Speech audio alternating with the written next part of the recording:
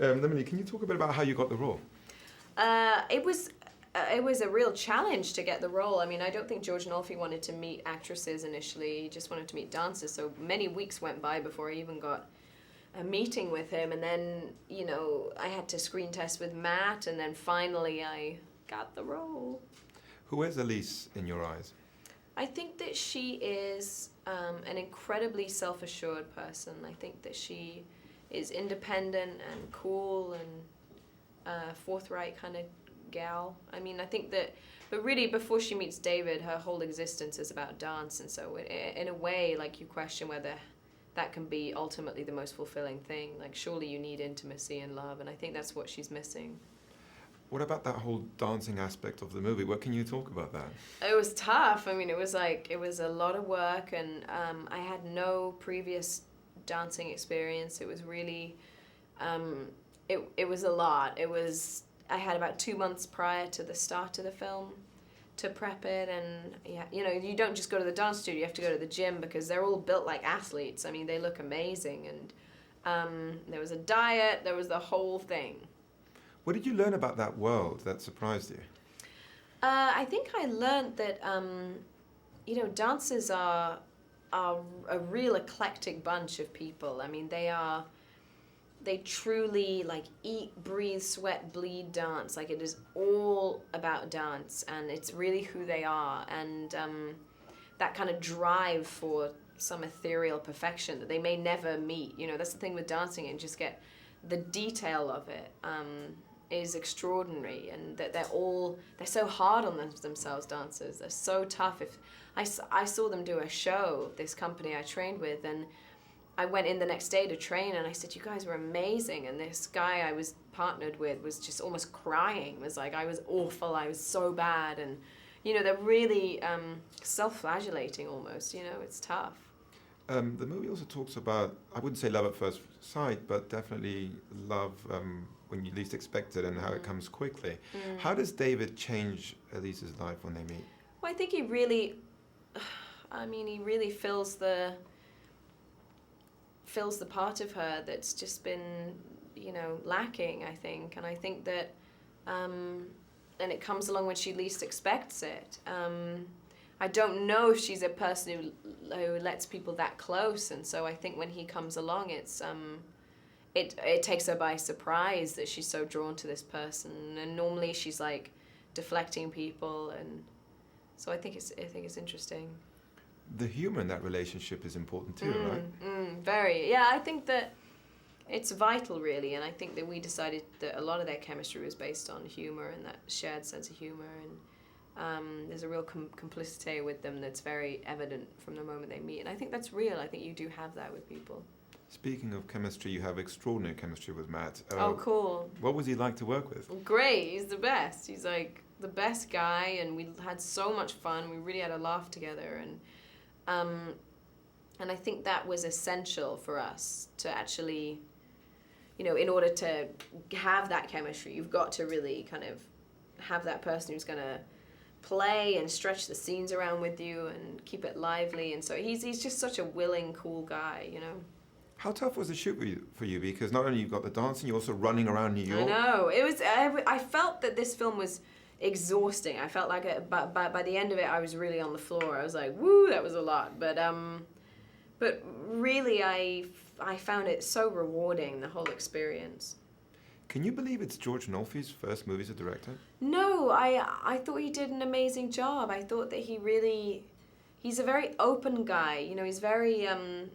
He's very willing to learn as well, like quite willing to be sponge-like, because everyone else around him had more experience on a movie set, and I think he had a very clear vision for it.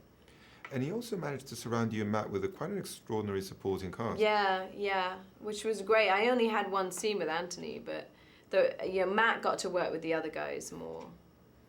Also, is New York a character in the movie in a way? Yeah, I feel like it was essential for it to be shot in New York. I think it adds such a kind of dynamic edge to the movie, and people love New York. People, there's something looming and ominous about the buildings, and I think it really added to that, the power of the Adjustment Bureau, But that's a rare treat for an actor. How challenging was actually shooting the whole movie in the streets of New York? I mean, it was quite a challenge, and probably more for Matt, because he's just like, you know, he's a massive movie star. I mean, when people see Matt Damon, they're like, ah! Like, there was like screaming and chasing and all kinds of stuff. So it's probably always harder for him, I would say. What about those scenes when you're opening doors and walking into you don't know where? I mean, how did you shoot all that? That's interesting. It was specific. It was very exacting shooting it like that, because what they'd often do, like with the Yankee Stadium one, they would build a doorway right by Yankee Stadium so that they could cut between us exiting the bathroom and cut it seamlessly, and we'd match our body language when we exited the bathroom to this new shot, and it was very specific, you know. You're following someone in the movie, your character's following someone hardly been together. Nevertheless, there's that true connection between them. Do you believe in that? Yeah, I do, and I think it's very powerful, and I understand why you'd want to sacrifice for it too. What about the concept of free will versus fate? What's your take on that?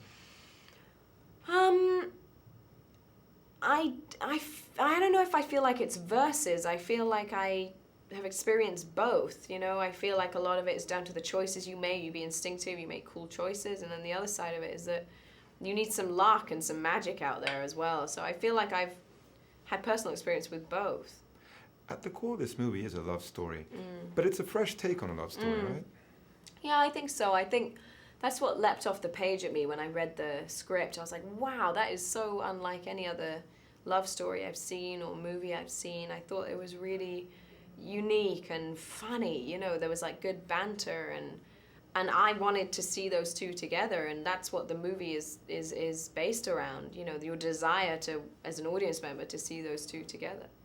It's also a movie that's hard to box in a specific genre, right? Yeah. I find it a very hard one, and maybe that's what's great about it, that it is at least unique.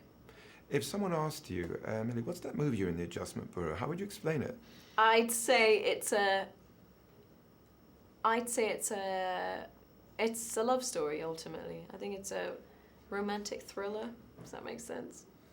I don't know, it's a hard one.